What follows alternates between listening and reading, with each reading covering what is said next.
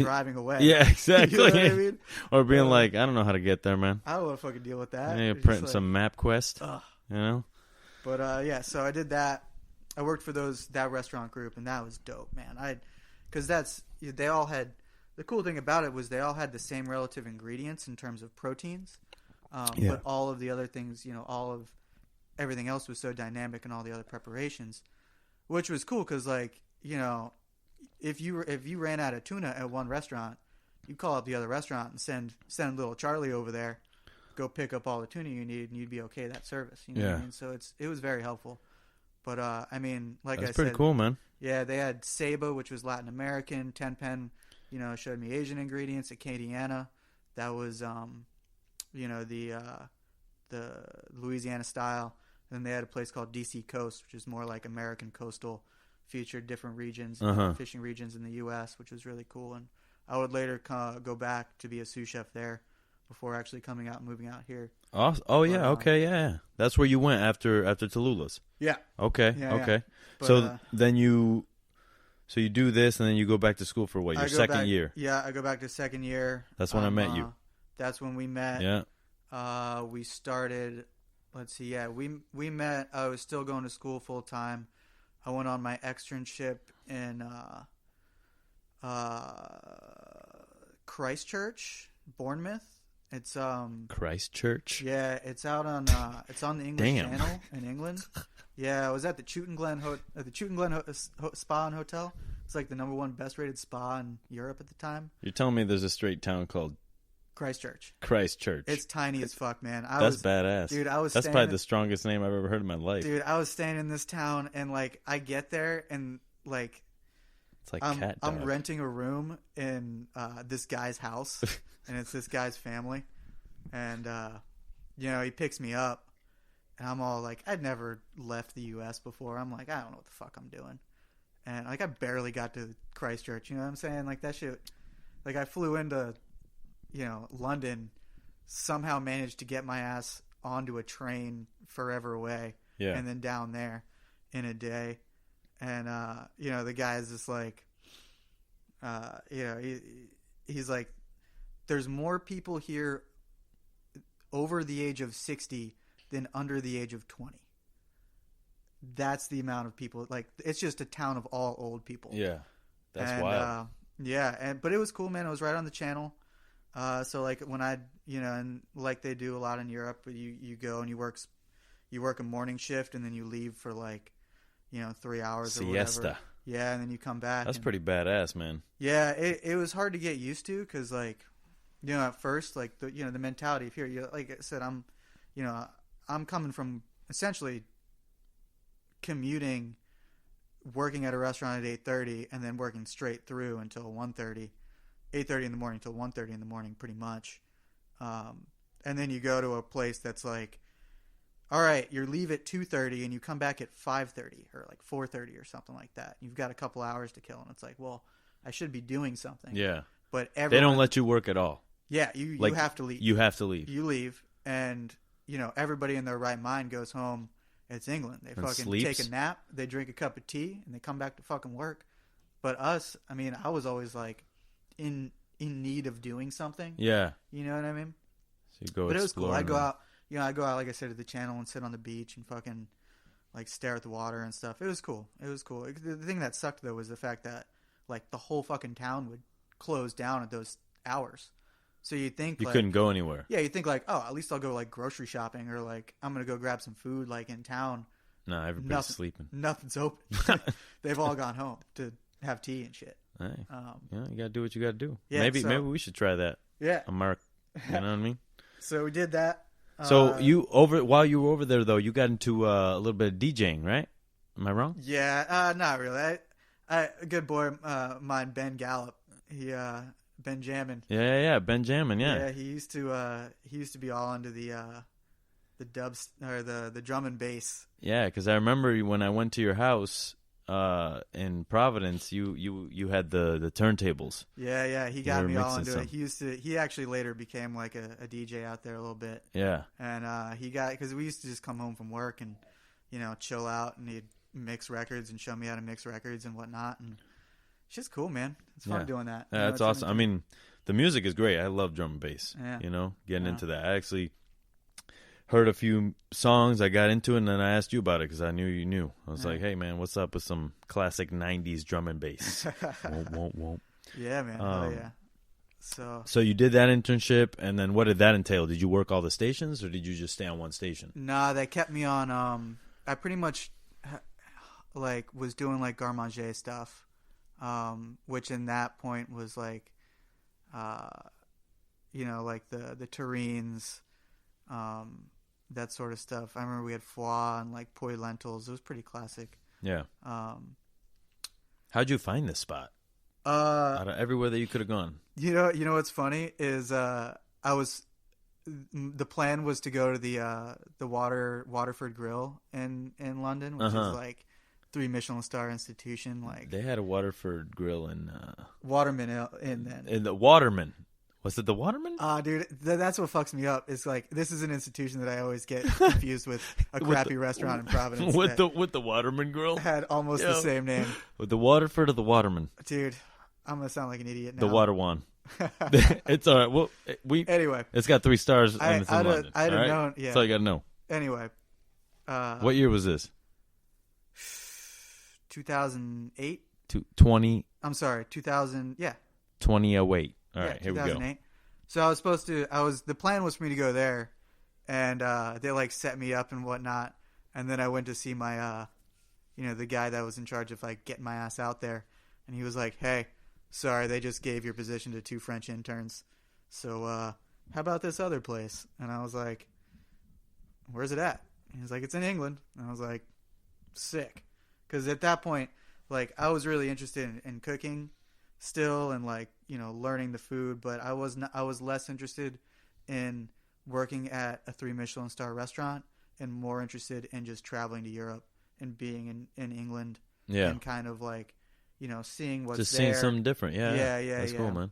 So like I said, the Michelin situation wasn't like a make it or break it for me. Yeah. And then they did wind up the Chutengloed did wind up they had 1 star. Nice. That was after your internship was over. Yeah.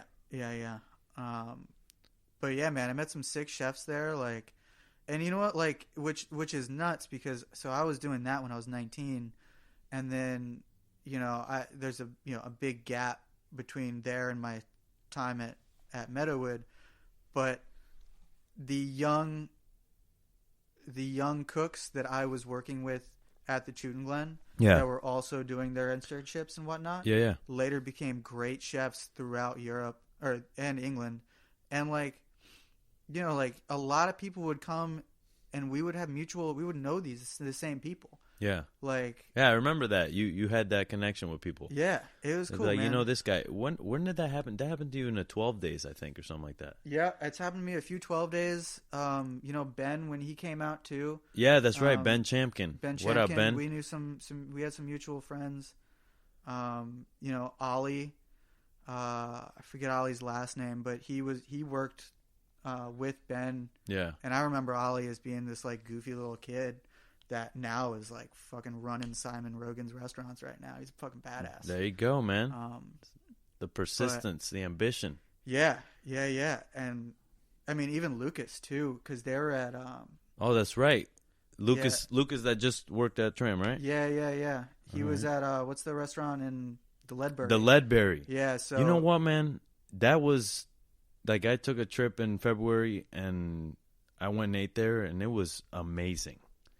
Yeah. I went for the lunch menu and I had the lunch tasting, and it was spectacular. Yeah. Like the dining room is beautiful, the service is perfect, and then at the end of it all, I got to go downstairs and hang out with the chef for probably like an hour while he just did service. They fed me my last bite down there, and he just did service, and I was like, "This is awesome."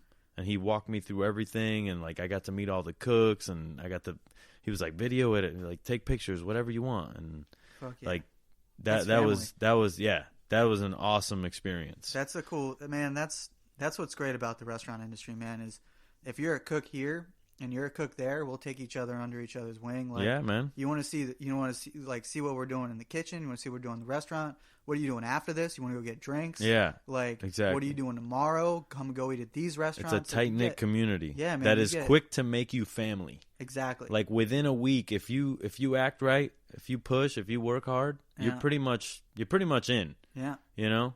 Yeah. And that's where because we knew Lucas. He and I had a mutual friend, Matthew Hewlett, who was, when I was at Shooting Glen, he was on Fish, and he was just a fucking gangster cook, and he was young.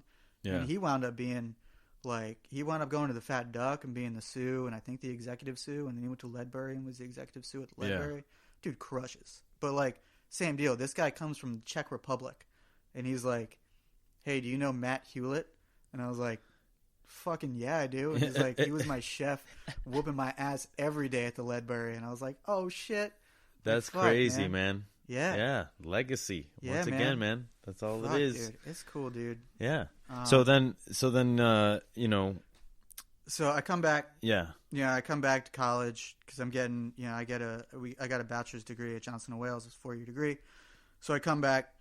I'm going to school, same deal, but I still need to get a job.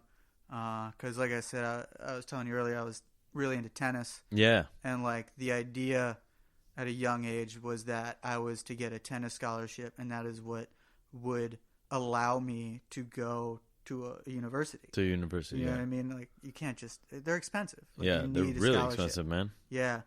And I definitely had academic scholarship with that as well, because, you'll find, there's a lot of people out there willing to give you money if you write essays. Yeah. You know what I mean? Like James Beard Foundation, That's things right. like that. Like if you're young and you're trying to get like $500, $1,000, like that's a big amount of money for like a quarter, you know what I mean, or trimester, whatever you're going to do. Anyway. So, where was I going with this? I'm back. I have to get a job because it's a D3 school and I get no tennis scholarship. So tennis is gone from my life and I have to get a job to, support myself.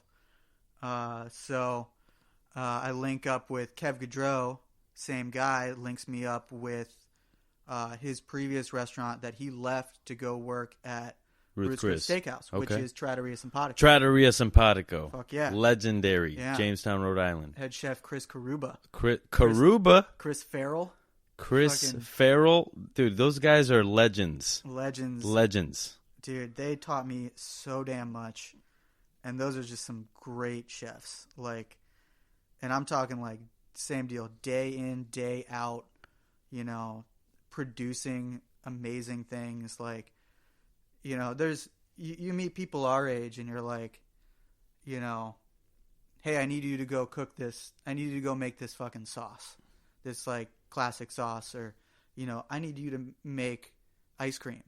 I need you to make brownies. You know what I mean? Yeah. Just easy shit. And even at our level, like people are like, young people are like, oh yeah, I can do that.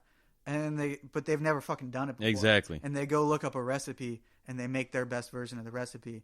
But these are chefs that like, they fucking made this shit, for 20 years. Yeah. 30 years. Yeah. Like, dude, you want to talk about something simple and delicious?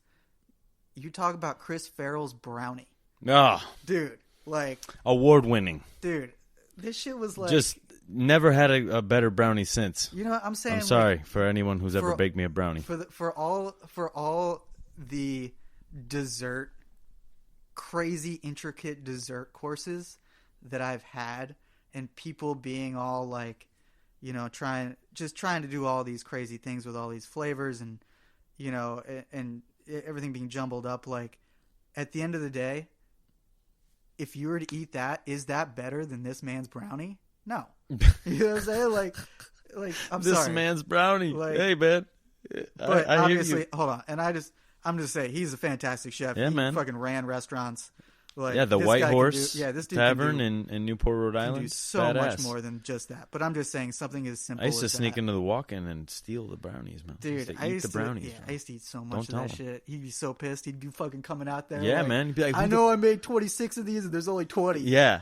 It's like, what the fuck, dude? Because all of us would go in there and just grab it right off the rack. Seven motherfuckers go in there and eat one brownie. Yeah. That's like half It's like, quarter of a he'd count too. He'd be like, 1, 2, 3, 4. There's 4 of you motherfuckers. I baked 24 brownies. Now